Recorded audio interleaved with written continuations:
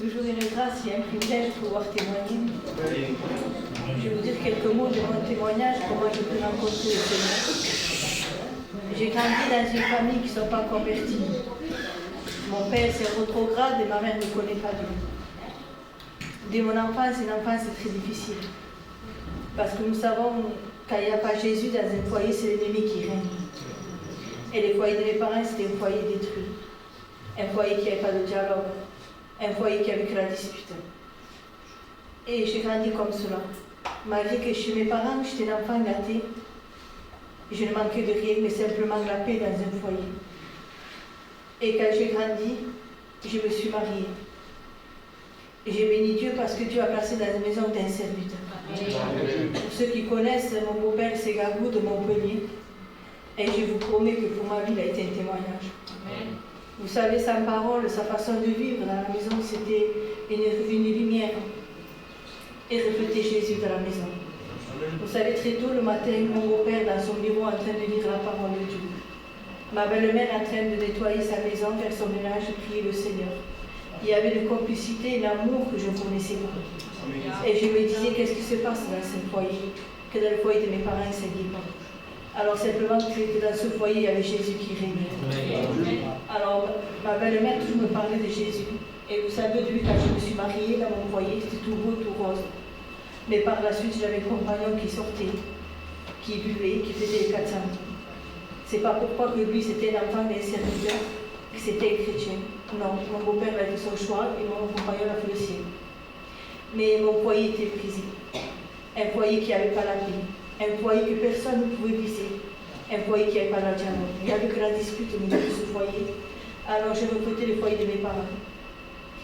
Mais j'ai béni Dieu parce que ma belle-mère a toujours parlé de Dieu. Et m'a donné toujours la solution. Mais c'est Claudia, tu veux la solution, viens avec moi à l'église. Mais au début, je suis allée par intérêt. Je suis allée parce que j'ai cherché le bien-être. Je disais, Seigneur, touche le cœur de mon compagnon, mais comment Dieu pouvait se révéler si moi-même je n'avais pas rencontré. Alors un dimanche, c'était au culte à mon église à Montebello. Et croyez-moi que ce jour-là, je suis rentrée désespérée. Et quand j'ai prié, mais là, ma prière a changé. Et je n'ai pas prié pour mon compagnon, mais j'ai prié pour ma vie. J'ai dit, Seigneur, moi aussi, je veux te rencontrer. Moi aussi, je veux te connaître. Et vous savez, le Seigneur se laisse trouver dans un cœur qui le recherche. Parce que le Saint-Esprit m'a brisé. Il m'a dit ces paroles, ce que je veux et ce que je cherche, c'est ton cœur. Alors là, ce jour-là, j'ai compris. Je demandais pardon à Dieu. Parce que je me disais, même si je suis une femme de maison, que je suis gentille, que je m'occupe que mes enfants, si le Seigneur revenait ce jour-là, j'étais perdue. Alors là, je me suis mêlée devant lui. Et je l'ai accepté ce jour-là, comme maître, comme Seigneur et comme Sauveur. Alors je vous promets que ce jour-là, il m'a marqué, ça a été le plus beau de mes jours. C'est quand je l'ai accepté. Quelques temps après, même pas quelques mois après, mon compagnon aussi devenu évangile. Et j'ai eu ce privilège à mon foyer se baptiser. Et Dieu nous appelait à pouvoir le servir. Amen. Et vous savez, souvent, dans notre église, on chantait ce cantique, c'est par une belle journée. Gloire à Dieu. Ce cantique a su dire brusquement, sans me prévenir. L'orage fut dans ma vie. Et j'avais 2 enfants, en bonne santé, je manquais de rien. Et j'ai mon fils l'aîné qui a fait une AVC. Je ne pensais jamais que les enfants pouvaient faire des AVC. Je lui ai rentré mon fils en urgence. Vous savez, aujourd'hui, je le témoigne, et l'autre fois, je l'ai vécu. C'était le ciel qui me tombait dessus. Quand les docteurs sont venus, qui m'ont dit, voilà, on ne peut rien faire, on lui donne 72 heures à vivre. Là, je vous promets que j'étais sans force. J'ai eu quelques sœurs de mon église qui sont restées avec moi dans ma chambre, qui ont dit, écoute, on va prier, même pas la force de prier. Mais le Seigneur comprend le langage de la prière. Vous savez, je n'ai pas fait le temps de prière. Mon compagnon il a dit, Seigneur, si tu veux le prendre, prends-le, mais garde-moi. Et moi, je dis, Seigneur, non, parce que tu m'as dit que tu n'as pas me tenter au-delà de mes forces. Alors, le Seigneur a entendu mon cri. Il dit qu'un malheureux cri d'éternel amour. Le Seigneur a posé ses mains. Il n'a pas permis. Mon fils s'est rétabli peu à peu avec le temps. C'était en 2008. Aujourd'hui, mon fils, il a 20 ans. Et je vous promets qu'il est en bonne santé. Mais vous savez, l'ennemi est toujours là pour nous arrêter. L'ennemi est toujours là pour nous faire peur et pour mettre la crainte et surtout pour ôter la foi. Parce que vous savez, mon fils a grandi, il était handicapé. Et logiquement, quand il doit se marier, c'est le premier enfant qui se marie. Et moi, chez moi, c'était le contraire, c'est le deuxième qui s'est marié. Alors, toujours, c'est le deuxième là, parce que je vois que sa femme est restée enceinte. Et mon fils, le premier, était toujours là, alors il disait, je ne suis pas comme les autres, moi. Mais moi, en tant que mère, je souffrais dans mon cœur. Et mon compagnon me disait, non, t'inquiète pas, tu verras que le petit aussi va se marier. Mon fils s'est marié. Amen. Alors là, encore une est venu, mettez le doute, hein. Tu vois, ton fils n'aura plus d'enfant. Et là, je passe un désert aujourd'hui.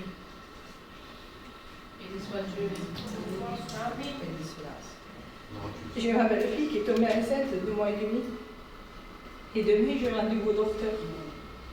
Parce que ça a perçu à l'échographie que le bébé a un problème du cerveau. Alors demain, ils vont décider là-bas qu'il faut l'avorter.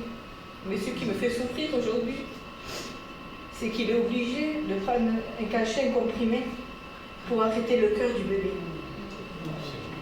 Alors l'ennemi encore elle est là, c'est que tu vois, on dirait que Dieu ne t'entend pas. Mais je sais que je sais que Dieu est en train de que lui a encore la malédiction de lui. Mais j'accepte tout ce qui vient de lui.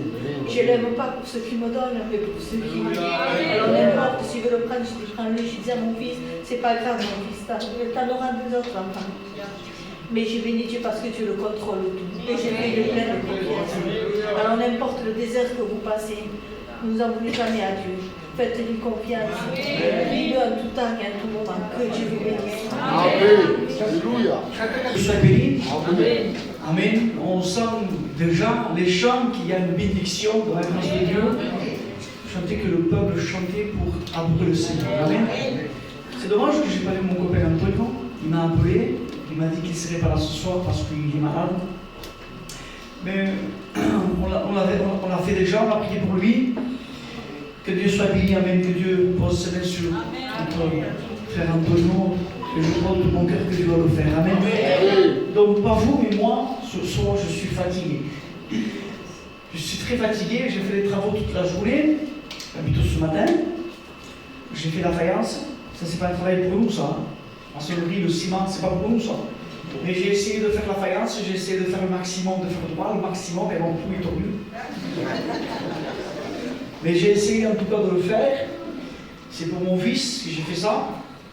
Et par la grâce de Dieu, voilà, je suis là, avec vous ce soir pour vous apporter la parole. J'ai voulu être chez moi. On a eu 10 jours de mission sur le chapiteau. Et tous les soirs, on a eu des réunions bénies. Où le chapiteau pouvait remplir entre 400 et 500 personnes tous les soirs. Il y avait des gens que je ne connaissais pas, il y avait des hommes et des femmes que je n'ai jamais vus dans le quartier, et ils étaient dans ce chapiteau. Et des hommes, écoutez bien, des hommes que je n'ai jamais visés. Je dis, lui, il ne viendra jamais au chapiteau, lui, il ne viendra jamais à réunion. Mais ils étaient dans le chapiteau. Et là, cet après-midi, j'ai écouté un homme qui venait vers moi, un chrétien, il m'a dit, Abraham, il m'a dit au chapiteau, mon saut de la galère. Je me suis régalé. Ça m'a fait du bien. Moi et Marina, c'est sa femme, me dit, on s'est régalé. Nous avons été bénis. Il me dit, Abraham, telle personne, c'est un photographe qui faisait partie de mon église, qui est parti dans le monde. Et il me dit, telle personne avec son foyer, ils veulent s'engager à suivre le Seigneur, à travers ses missions, à travers ses campagnes d'évangélisation. Que Dieu soit béni. Amen. Alors je ne vais pas vous faire peur. De toute façon, c'est écrit dans la Bible. C'est écrit dans la parole de Dieu. Et il revient bientôt, les frères. Amen. Il revient chercher ses fils et ses filles. Amen. Il ne vient pas chercher, peut-être je serai cru ce soir, il ne vient pas chercher celui qui est fidèle dans le local. Il ne vient pas chercher celui qui porte un foulard ou celui qui porte une Bible ou celle qui porte le foulard, pardon. Non, mais il vient chercher ses enfants. Amen. Il vient chercher son peuple. Celui qui se tient, celui qui se écarte du péché. Le Seigneur, il vient chercher son peuple. Alléluia. Et notre peuple à nous est tellement habitué aux réunions. Je viens aux réunions, je participe aux réunions. Ma regarde l'assemblée, ça me fait du bien dans la réunion. Ça me sort la chair de poule parce qu'il y a la clim qui est allumée. C'est pour ça que tu as froid peut-être. Et toi tu dis, je me regarde, j'ai la chair de poule et les cantiques, non, c'est parce que tu as froid. Et aujourd'hui, à Montpellier, il y a plein de gens qui font ça. Ils me regardent, les réunions que je me regarde, mais ils sortent comme ils sont rentrés. Aujourd'hui, on n'est pas là, nous, avec les serviteurs, les anciens qui sont là, vous devez mieux parler que moi, lui, parce que ça fait des années. Moi, ça fait 5 ou 6 ans que je suis pasteur, ça fait pas longtemps, voyez-vous. Mais regardez l'image, il y a des gens qui viennent dans le local, dans le réunion, ils sont maintenant habitués à prendre une place, occuper une place. Je suis là, je me réunion, je me regarde, je chante, je prie, mais ils n'ont pas fait encore la paix avec le Seigneur. Et ce que Dieu te dit ce soir, de le rencontrer lui, une vie personnelle, à lui seul, Dieu et Jésus seul, rencontre le Seigneur. Fais la paix avec lui. Alors je t'amène avec moi, dans tes pensées bien sûr, je t'amène avec moi, nous allons rentrer dans ta maison. Que chacun rentre dans chaque maison, dans ta maison. Viens avec moi, je t'amène dans ta maison. Regarde ta situation aujourd'hui. Regarde ton foyer, regarde ton mari, regarde ta femme, regarde tes enfants en maison, regarde ta fille, regarde ton fils, regarde partout, regarde ce qui se passe, tout est détruit, tout est cassé, il n'y a rien qui tient, il n'y a rien qui est bon, le péché est vain, le péché ne vaut rien, le péché on ne peut pas, c'est pas stable, c'est pas sûr, le péché ça ne vaut rien, pardon c'est cru, mais que voulez-vous que je vous prêche moi ce soir? Ce qui détruit l'homme c'est le péché. La drogue, l'alcool, tout ce qui est mal et que je n'aimerais pas le dire, je suis un gitan comme vous, et toutes ces choses qui viennent détruire les foyers, notre peuple gitan, et qui viennent casser, qui viennent pousser, c'est le péché. Le péché veut du mal, le péché veut casser, il est en train de casser ta vie, il est en train de casser ton foyer, il est en train de casser même ta jeunesse, il est en train de le casser, le péché, c'est une puissance. Puissance diabolique qui se demande partout, le monde entier aujourd'hui. Même notre peuple, même nos maisons, le péché est collé de partout. David dira, le péché est collé à moi, le péché est de partout. Un enfant, moi qui vous prêche, mon fils, il a 4 ans aujourd'hui. Je l'instruis dans les choses de Dieu. Et tous les soirs, on va prier. Par exemple, il y a qui on prie, oh, je le fais comme vous le faites vous. Mais souvent, 2 fois, mon fils, il vient me mentir. Qu'est-ce que fait, Jakim? Qu'est-ce que t'en fais pas? C'est pas moi, mais je sais que c'est lui. C'est pas Jean, pas, c'est pas Jean. Si, c'est toi, pas. Non, mais qui a appris à mentir? Qui l'a appris à lui? Pourtant, je dis, c'est mal ce que tu es. Pas bien de faire ça.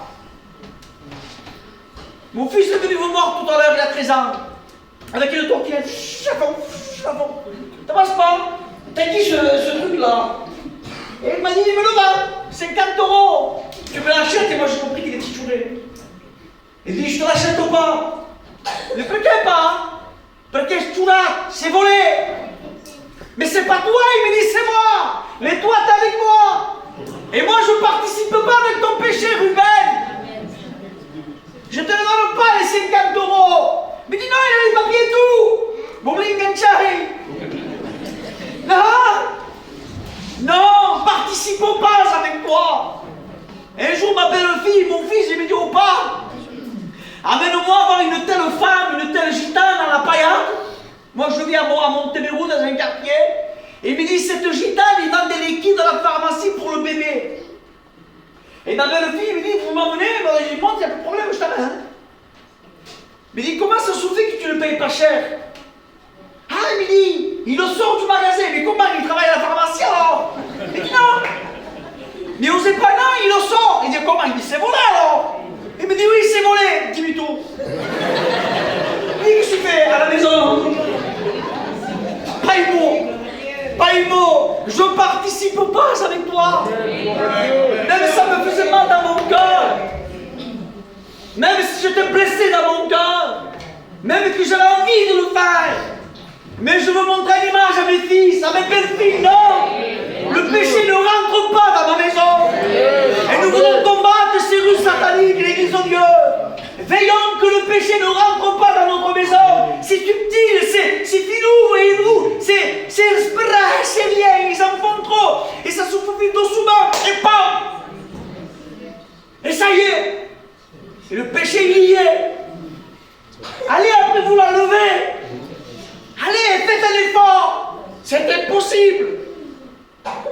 impossible. Le diable est fort. Mais qu'est-ce qu'il vous prêche, au pasteur, le diable? Le diable est fort. Le diable est puissant. Les puissances diaboliques tout autour de nous n'ont pas le temps d'ouvrir les yeux que nous sommes déjà attaqués. Nous sommes attaqués de droite, de gauche. Mais la Bible nous dit, dans Jérémie, on va lire la parole de Dieu parce que l'ancien va me tirer les oreilles au combat. Dans Jérémie, il dit, il y a de l'espérance. Amen. Il y a de l'espérance. Alléluia. Amen. Et moi, je ne suis pas un prophète ce soir, je suis un homme qui me tient là devant Dieu. Mais j'ai déjà senti dans mon cœur qu'il y a un homme, qu'il y a une femme, un jeune homme, une jeune fille ce soir dans ce local. Et qui peut-être à elle, à lui, il se dit, mais il n'y a plus rien pour moi. Tout ce que va, c'est fini. Je ne peux pas me relever. Le diable me tient. Et je suis à terre. J'ai peur à me lever. Mais je suis comme mort. Je suis comme mort à terre.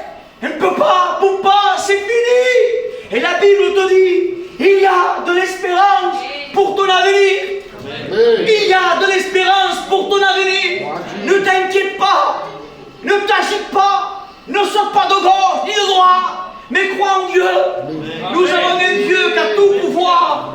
Un Dieu qui a une puissance plus forte que le diable. C'est le diable aujourd'hui t'atteint.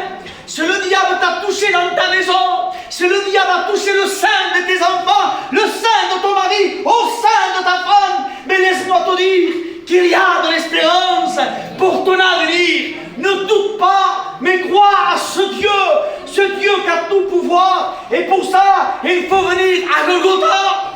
Amen. Golgotha, c'est une puissance pour les hommes et les femmes. Celui et celle qui regardent Golgotha. Golgotha, c'est la solution. Golgotha, c'est l'espérance. Golgotha, c'est la joie. Golgotha, c'est la paix. Golgotha, c'est l'amour. C'est là. C'est à Golgotha. Venez à se réconcilier à Golgotha. Ne venez pas à une motion. Ne venez pas dans une réunion. Ne venez pas à la réunion, l'église d'Antonio, l'ancien qui est là. Participe aux réunions, oui, ce nom, ici même, io Mariali, faux. Tu ne te regardes pas. Ta maison est remplie de péché. Et ce nom, ici même, non, faux. Viens à Golgotha. Parce que c'est là qu'il y a la solution. C'est à Golgotha qu'il y a la solution. À qui ça déclare? Alléluia. Amen. Alléluia. Amen. Que Dieu soit béni. Je me permets des choses ce soir. Je ne sais pas ce que tu. Je sais pas ce que j'ai aujourd'hui. Je sais ce que tu. Ne me spanti. Qu'est-ce que j'ai? Il n'y a pas une porte de sortie de secours par là. Alléluia. Tu as besoin de rencontrer Golgotha. Alléluia. Un jour, un fils. Et Dieu parle à Abraham. Quelle belle histoire. Et Dieu dit à Abraham, donne-moi ton fils. Donne-moi ton âme. Donne-moi ton fils. Et en plus celui qu'il aime. Donne-moi-le. Et donne-moi-le un sacrifice. Matou. Un holocauste. Imaginez-vous. Allez. Alors je disais un jour dans une prédication, Abraham, croyez-vous qu'il a bien dormi, les frères? Pensez-vous qu'Abraham a passé de bonnes nuits? Sûrement qu'il devait faire les 100 pas de 8 ans loin dormi. Isaac dormi. Et il devait se dire à lui-même, demain je le mati. Demain c'est moi qui le tue, mon fils. Alors il devait faire les 100 pas, regarder, de rentrer, de sortir. Et sûrement qu'il n'a pas dormi, la Bible ne nous en parle pas. Mais sûrement. Et le matin vient. Et il va réveiller Isaac. Isaac, papa. Isaac, desperate-toi, réveille-toi mon œil. Où c'est qu'on va pas? Ah bien, on va sacrifier l'animal. Viens, parce que Dieu m'a ordonné, lève-toi. Alors ils vont se préparer les deux. Moi j'imagine ça. Préparer un café, se regarder. Et Abraham, à chaque fois qu'il croisait le regard de son fils, il devait baisser le bras, le regard. En disant, il faut que je sacrifie mon fils. Alors j'imagine moi cette image. Il dit, Seigneur, c'est sûr. Seigneur, tu ne veux pas changer d'idée. Seigneur, c'est mon fils. C'est mon œil. C'est le fils qui donne là. Imaginez-vous un petit peu l'histoire. Mais c'est horrible. On le lit, on le prêche. Mais celui qui le vit, c'est horrible. quelle expérience qu'il a vécue Abraham. Alors on se prépare. Bras de feu. Bras de bois. Allez, ces deux serviteurs, venez avec moi. Prends l'âne, on y va, allez, on y va. Mais on va où? À la montagne de Morisha. Et ils y vont. Pendant le jour de marche, il marche. Et au moment donné, la Bible nous dit qu'Abraham leva les yeux. C'est-à-dire qu'Abraham avait le regard baissé. Ce n'est pas interdit, frères et sœurs.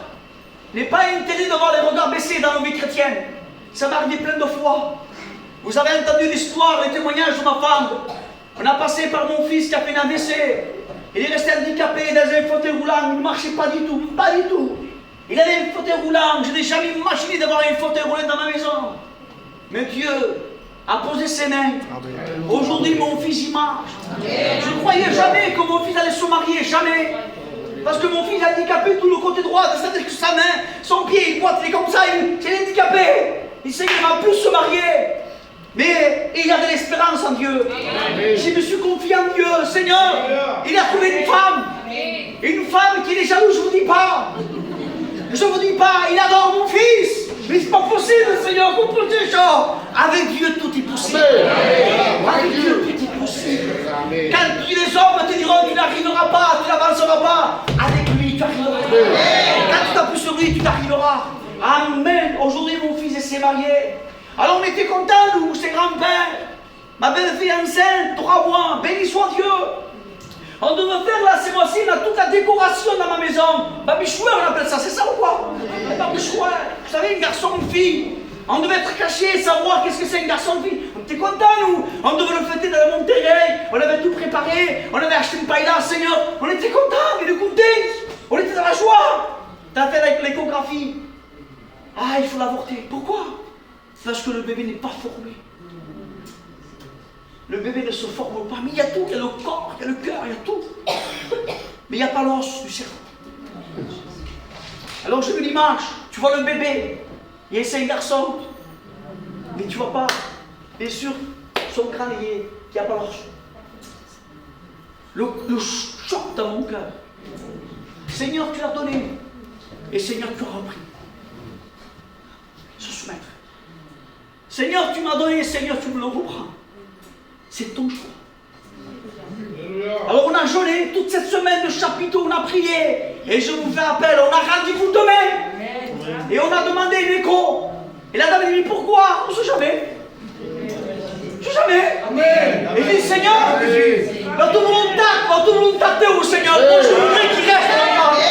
Je voudrais, Seigneur. Parce que j'ai une armée avec moi. Alléluia. Non pas à Montpellier, mais à Avignon, une armée qui va nous t'exceller. Seigneur, que demain nous ayons là cette bonne nouvelle. Et qu'il fasse l'échographie, on ne peut pas rien, monsieur. Vous êtes madame? Oui, oui. C'est sûr, oui, oui. Et bien l'enfant, il n'a rien. Comment il n'a rien? Il n'a rien du tout. Alléluia. Alors je vous ferai part de cette bonne nouvelle. Et même si Dieu me le prend, le bébé, eh bien je dis Seigneur, merci pour ta gloire. Parce que je suis ton fils. Nous sommes tes enfants. C'est le plus important. Mon fils ne marchait pas. Il est handicapé. Et il y a un chrétien, il dit Abraham, Dieu a guéri ton fils. Et moi je dis non, mon fils ne marche pas. Et le frère il me dit, lève-le, fais-le marcher. Je prends mon fils, je le mets contre une voiture. Et mon fils aujourd'hui il court de partout. Il marche, il court de partout. Dieu a guéri parce qu'il y a de l'espérance en Dieu.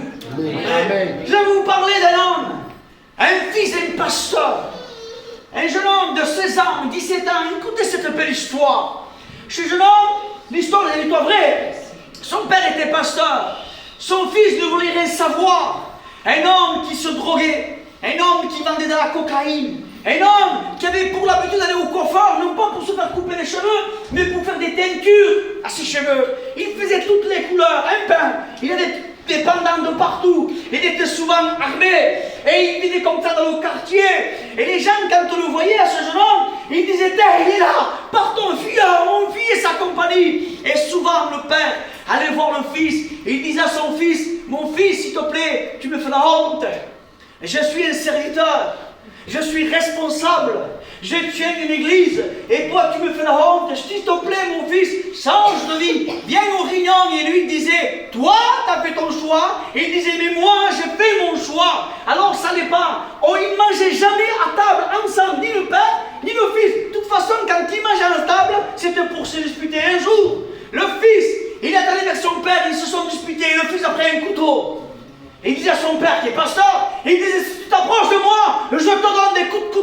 tu vas mourir, je te plante. Et le père ne croyait jamais. Il s'approchait vers le fils. Et le fils a planté son père. Le sang dans toute la maison, le pasteur qui pleurait, la mère qui pleurait, toute la famille ne savait où se mettre. Alors le papa, la maman ont décidé de prier. Ont décidé d'intercéder. Et ont décidé de plier le genou. Et de dire, Seigneur, touche le cœur de mon fils. Amen. Seigneur, s'il te plaît, interviens, agis, ôte-y cette drogue, le péché qui est en lui. Ôte-y, Seigneur, expulse tout ça. Et ils ont décidé de prier. Alors, ce fils, il est parti dans un séminaire avec tous les chrétiens. Et là, il a écouté la parole de Dieu, et le pasteur prêchait la parole de Dieu. Ce fils s'est converti.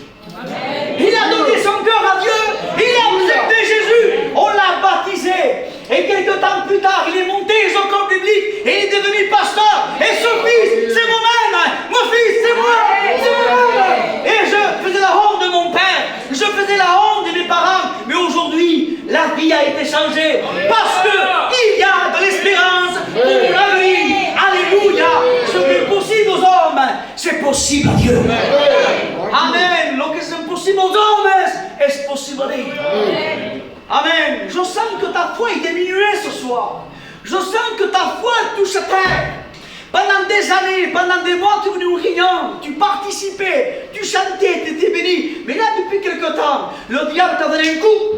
Tu n'es plus pareil. Et tu bois, tu es comme ça. Tu veux mon réunion, mais tu es comme, tu es là. Ça tourne dans ça. Tu n'es plus pareil. Le diable a touché ta foi. Il a touché ta foi. Et moi, par l'Esprit de Dieu, avec la parole, j'aimerais tellement te rallumer la foi. La foi. Crois en ce Dieu. Amen. Même si ta fille est quittée, même si ton fils est quitté, même si ton fils est pris par la drogue, l'alcool, et qui veut savoir. Combien de fois t'as ton fils au réunion, un garçon te tue, un fils qui se pointe contre toi, qu'est-ce que tu veux, ta fille te fait rien que pas. Je m'adresse à quelqu'un ce soir. Ton fils, il veut se battre avec toi. Ton fils se pointe, il ne t'écoute même pas. Il rentre à 3, à 4 heures, à 5 heures, à 6 heures du matin, tu as peur. Tu auras le téléphone, tu l'appelles, et quand tu l'appelles, il t'aide de tout, il te raccroche. Mais tu ne sais pas comment il fait, tu ne sais pas comment il prend. Combien de fois tu as fait appel, priez pour lui, priez pour elle. Ma fille est quittée, tu es un papa, tu es une maman bouleversée. Tu fais que pleurer pour ta fille, tu fais que pleurer pour ton fils. C'est ton fils, c'est ta raison, c'est ta vie. Tu as raison, parce que ton gendre a fait des mille misères à ta fille. C'est tout à fait, tu as tout à fait raison. Mais écoute-moi bien, écoute la voix de Dieu ce soir. Amen. Il y a de l'espérance. Et il y a de l'espérance pour ton fils. Le frère qui est là, nous montrons un mouvement comme on parle de presse. Manu. Il y a quelque temps, il y a 2 ou 3 ans à peu près, Manu. Et je chante. Quand va venir qui? Quand va pas chanter? Un an? Janvier. À peu près un an. Venez faire la réunion ici. Je ne connaissais même pas ce frère. Il est là, à côté de sa femme, celle de sa femme. Ils étaient là assis. Et des coups comme un flash. Ça arrive, ça arrive, ça. Seigneur. Et aujourd'hui, mon frère Manu, il est là. Il s'est baptisé. Il a fait la paix avec Dieu. Et sa femme est là. Alléluia. Et je le crois de tout mon cœur que sa femme aussi va venir. Parce qu'il n'y a pas le choix. Il n'y a pas 50 000 portes, il n'y a qu'une seule porte, ma soeur. C'est ici. Ta place est ici. Alléluia. Alléluia. Sa place est ici. Amen. Il faut qu'il rencontre lui. Pas une émotion, pas une domination, mais lui. Jésus. Tu as tout à gagner avec lui. Tu ne seras jamais perdant ni perdante. Fais la paix avec le Seigneur. L'Esprit me demande de terminer. Parce que si je parle, ce sera moi-même qui parlera après. Et je ne veux pas. Je veux que ce soit lui qui parle. C'est ça le demande. On prie le Seigneur. Amen. On rend grâce. Tu as un problème avec ton fils, tu as un problème avec ta fille? Parce que c'est vrai? Parce que alors écoutez l'expérience que j'ai vécue. Il y a à peu près un an, peut-être pas. Je veux faire la réunion à Perpignan. Je rentre à Montpellier, c'était 1h, 1h02, et j'étais fatigué, je me couchais. Mais la réunion à Perpignan, il fait des réunions, on sent qu'il y a plus de choses. Mais des fois, qu'il y a des réunions, je pose. Ça arrive ça. Mais à Cathy, une réunion explosive. Des âmes commencent à conduire, qui venaient en appel pour donner son cœur. Des âmes qui pleuraient. Et moi, j'étais fier. Mais chaise, tu vois, des âmes étaient fiers. Je te remercie, Seigneur. Merci, Seigneur. Et le diable dit, attends. Il m'attendait. Je n'étais pas au courant. J'arrive à Montpellier. Je vais me coucher. À 3h du matin, mes cousins frappaient la porte, mais fort. Moi, j'ai rien entendu. Mon fils qui dort en face de ma maison, de l'autre côté, il dit pas, j'ai entendu frapper. Je n'ai rien entendu. Mon cousin, Abraham, il dit, tu demandes que je frappe. J'ai pris de casser la porte. Il dit, mon cousin, moi, Abraham, il dit, moi, tu fais ça. Je sors. C'est vraiment, c'est un dealer, il était beau. Et lui, à 6h du matin, il a peur des visites. Moi, je dormais. On n'a rien entendu, ni moi ni mon frère. Mon fils a la clé, il ouvre la porte, il rentre à la maison, il dit au père, moi quand j'entends mon fils, calme. Il dit lève-toi. Parce que j'ai un fils qui s'appelle Élie. Il me dit lève-toi. Élie s'est battu à ma paille dessus. Il a donné des coups de couteau. Et je crois que le paille est mort. J'ai failli faire une malaise. Quand je me suis levé, j'avais des vertiges. Je me tenais sur le mur. Qu'est-ce qu'il faut faire? Je la porte à la maison, je vois plein de gens. Et qui y a? Et mon fils, il est jeune, il est grand, mais c'est un enfant. Comme ça, il fait bien. Qu'est-ce que tu fais pas? Au pas, je me suis battu. Et j'ai vu le couteau comme ça. Et je suis parti. Mais j'ai dit, mais je mort, t'es pas mort? Je sais pas. J'ai tout chaud. L'instinct de papa là. J'ai dit, je prends mes affaires, je prends mon fils et je m'en vais. C'est le père qui parle là. Maman, je pars. Je n'emmène pas mon fils en prison pour 20 ans de prison. Je prends mon fils, je prends les affaires, je pars. Parce qu'il faut vérifier. Et d'un coup, il voit qui la voix de Dieu. Ah, t'es un pasteur? Oui. Tu es responsable de l'église? Oui. Tu ne peux pas faire ça. C'est mon fils, Seigneur. Par la force de la manière. Comment je ferai 20 ans? C'est impossible, Seigneur, depuis 6 mois. Seigneur. Et la voix de Dieu dit, Abraham, tous ces hommes que tu vois, ils sont envoyés par le diable. Comment je vous dis, n'écoute pas. Il n'y a rien. Alors moi je dis, tu as raison Dieu, mais ton ami, je doute. Je doute, justement. Oppresse-moi, il est mort. Il est mort. Et Dieu me disait de nouveau, non mon brave, et il n'y a rien du tout. Il n'y a rien du tout. Alléluia. Et moi je doutais, frère.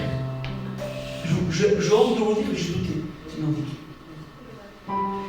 Enfin, ma femme était KO. Dit Claudia, ce sont des voix diaboliques qui veulent te troubler. Écoute-moi bien, je dis, il n'y a rien. Dieu me l'a dit. Le lendemain matin, 9h, on était assis sur le fauteuil. On avait placé la nuit blanche.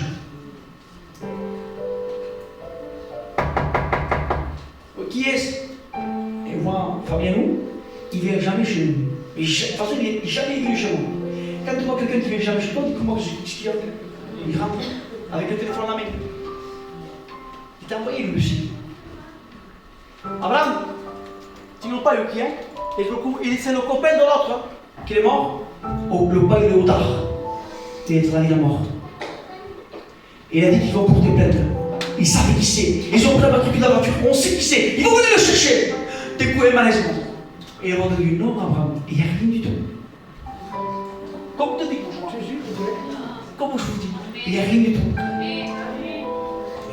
C'est comme ça que ça se passe. Il n'y a rien. Et comme Dieu m'a dit, il n'y a rien. Tout ça, c'était de papa. C'était le diable qui nous touchait. Une bagarre d'un jeune de 16-17 ans, se sont battus. Il n'était même pas à l'hôpital. Il n'est pas au bar. Rien. Oui, je crois qu'il y avait un bleu.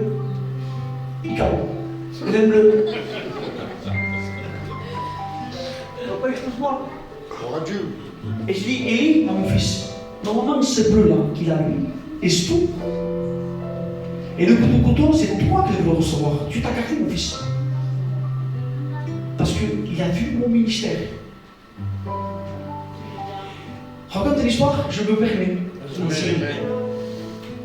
Je me sens poussé de parler pour les enfants de ce soir. Gloire à Dieu.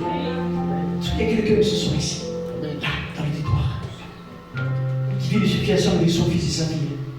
Là. Tu sens comme une puissance diabolique. Ta maison est troublée, ton fils là. Écoute-moi bien. Un journaliste chrétien, 5 journalistes chrétiens vont en Afrique du Sud et ils vont interviewer la reine de Marabout. Vous savez, cette femme assise là, c'est la reine de Marabout, c'est la patronne. Et chaque journaliste chrétien pose une question à la reine de Marabout. Et il est autour de ce chrétien, un jeune chrétien, il se lève. Il dit, madame, j'ai 2-3 questions à vous poser. Allez-y, monsieur. C'est vrai que vous êtes forte et puissante, effectivement. La reine de Marabout dit, j'ai le pouvoir de me concentrer et de foudroyer un oiseau qui vole à je ne sais pas combien de kilomètres. Oui. J'ai le pouvoir de prendre une photo, de prier pour telle personne, de planter l'aiguille dans ce jour où la personne se tord de douleur. J'ai même le pouvoir, il disait, de donner la mort. Et le journaliste chrétien, notez. Il dit, j'ai encore 2 questions à vous poser. Il dit, quand les chrétiens, les vrais chrétiens, quel pouvoir avez-vous? Les chrétiens d'Avignon, quel pouvoir avez-vous? Et la reine de Marabout dit, il dit, je ne peux rien contre eux. Pourquoi?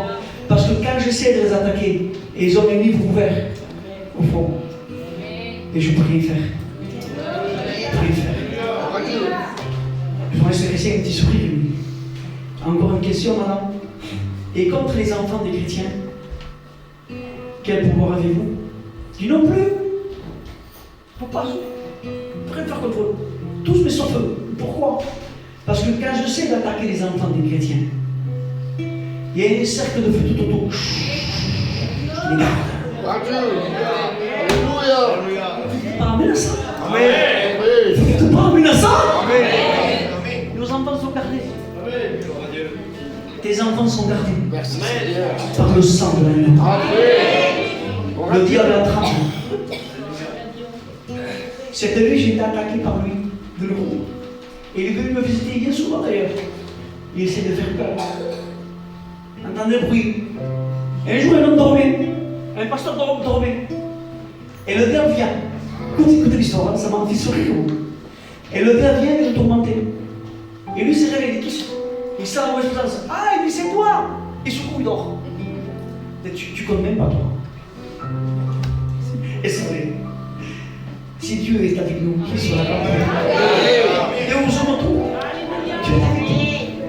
Dieu est avec toi. Amen. Ne pleure plus, ma soeur. C'est rien.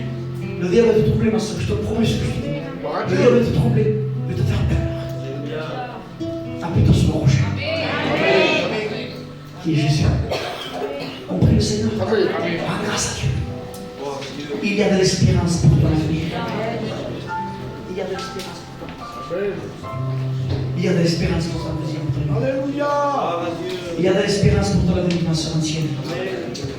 Il y a de l'espérance pour ces jeunes hommes, ces jeunes filles qui sont là, pour ton avenir. Alléluia. On prie le Seigneur. L'église de Dieu l'intercède. Tu rechante ce cantique, mon frère, que tu as chanté le dernier cantique, là. Dans le dernier cantique. On le chante avec l'église. Et celui et celle.